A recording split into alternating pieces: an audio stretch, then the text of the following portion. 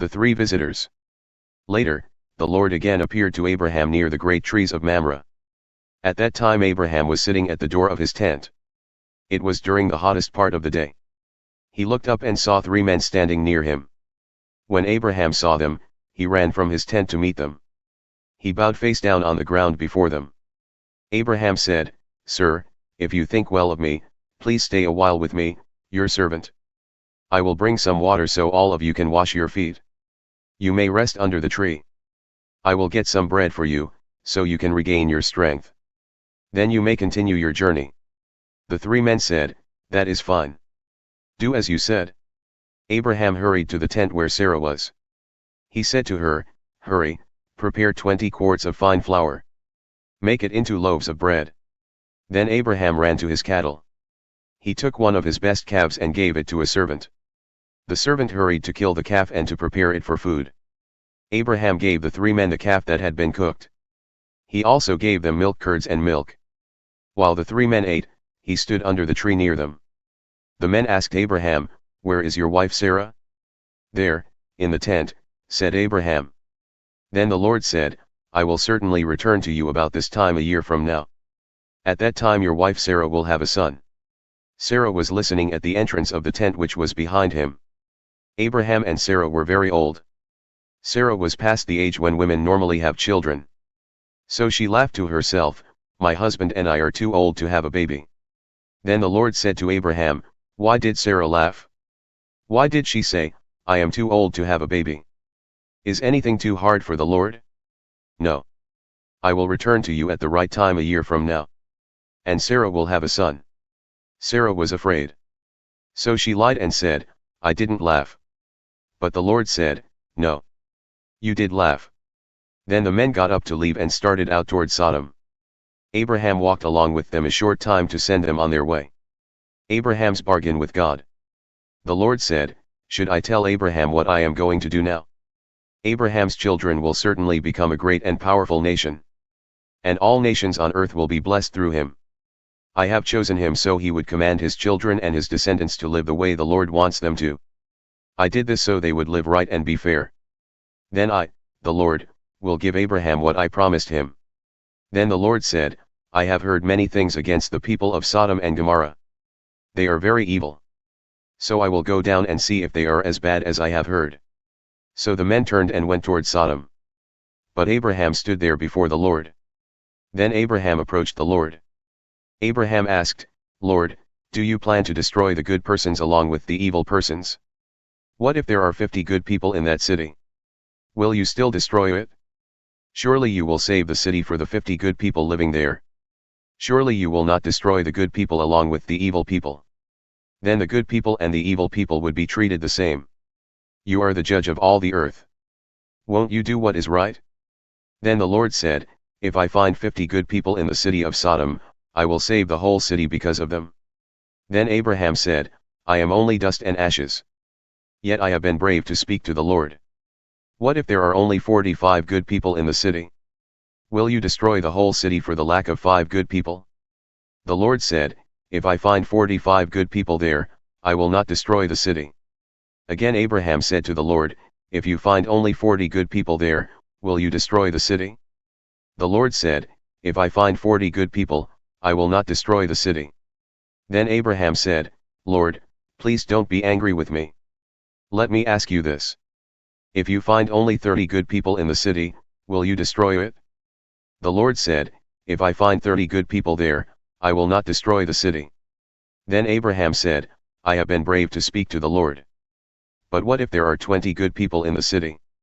The Lord answered, "If I find 20 good people there, I will not destroy the city." Then Abraham said, "Lord, please don't be angry with me. Let me bother you this one last time. What if you find 10 good people there?" The Lord said, "If I find 10 good people there, I will not destroy it." When the Lord finished speaking to Abraham, he left. And Abraham returned home. Lot's visitors. The 2 angels came to Sodom in the evening. Lot was sitting near the city gate and saw them. He got up and went to them and bowed face down on the ground. Lot said, "Sirs, please come to my house and spend the night. There you can wash your feet. Then tomorrow you may continue your journey." The angels answered, "No, we will spend the night in the city's public square." But Lot begged them to come to his house. So they agreed and went to his house. Then Lot prepared a meal for them. He baked bread without yeast, and they ate it. Before bedtime, all the men of the city surrounded Lot's house. These men were both young and old and came from every part of Sodom. They called to Lot, "Where are the two men who came to you tonight? Bring them out to us. We want to force them to have physical relations with us." Lot went outside to them, closing the door behind him. He said, "No, my brothers. Do not do this evil thing. Look. I have 2 daughters. They have never slept with a man. I will give them to you. You may do anything you want with them. But please don't do anything to these men. They have come to my house, and I must protect them." The men around the house answered, "Move out of the way." Then they said to each other, "This man Lot came to our city as a stranger. Now he wants to tell us what to do." They said to Lot, "We will do worse things to you than to them." So they started pushing Lot back. They were ready to break down the door. But the 2 men staying with Lot opened the door and pulled him back inside the house. Then they closed the door. The 2 men struck the men outside the door with blindness. So these men, both young and old, could not find the door. The 2 men said to Lot, "Do you have any other relatives in the city? Do you have any sons-in-law, sons, daughters or any other relatives? If you do, tell them to leave now. We are about to destroy the city. The Lord has heard of all the evil that is here. So he has sent us to destroy it." So Lot went out and spoke to his future sons-in-law. They were pledged to marry his daughters. Lot said, "Hurry and leave the city. The Lord is about to destroy it." But they thought Lot was joking. At dawn the next morning, the angels begged Lot to hurry. They said, "Go. Take your wife and your 2 daughters with you. Then you will not be destroyed when the city is punished." But Lot delayed. So the 2 men took the hands of Lot, his wife, and his 2 daughters. The men led them safely out of the city. So the Lord was merciful to Lot and his family. The 2 men brought Lot and his family out of the city. Then one of the men said, "Run for your lives. Don't look back or stop anywhere in the valley. Run to the mountains or you will be destroyed." But Lot said to one of them, "Sir, please don't force me to go so far. You have been merciful and kind to me. You have saved my life. But I can't run to the mountains. The disaster will catch me, and I will die. Look, that little town over there is not too far away. Let me run there. It's really just a little town. I'll be safe there." The angel said to Lot, "Very well, I will allow you to do this also. I will not destroy that town. But run there fast. I cannot destroy Sodom until you are safely in that town. That town is named Zor, because it is little." Sodom and Gomorrah destroyed. The sun had already come up when Lot entered Zor. The Lord sent a rain of burning sulfur down from the sky on Sodom and Gomorrah. So the Lord destroyed those cities. He also destroyed the whole Jordan Valley, everyone living in the cities and even all the plants. At that point Lot's wife looked back. When she did, she became a pillar of salt. Early the next morning, Abraham got up and went to the place where he had stood before the Lord. Abraham looked down toward Sodom and Gomorrah and all the Jordan Valley.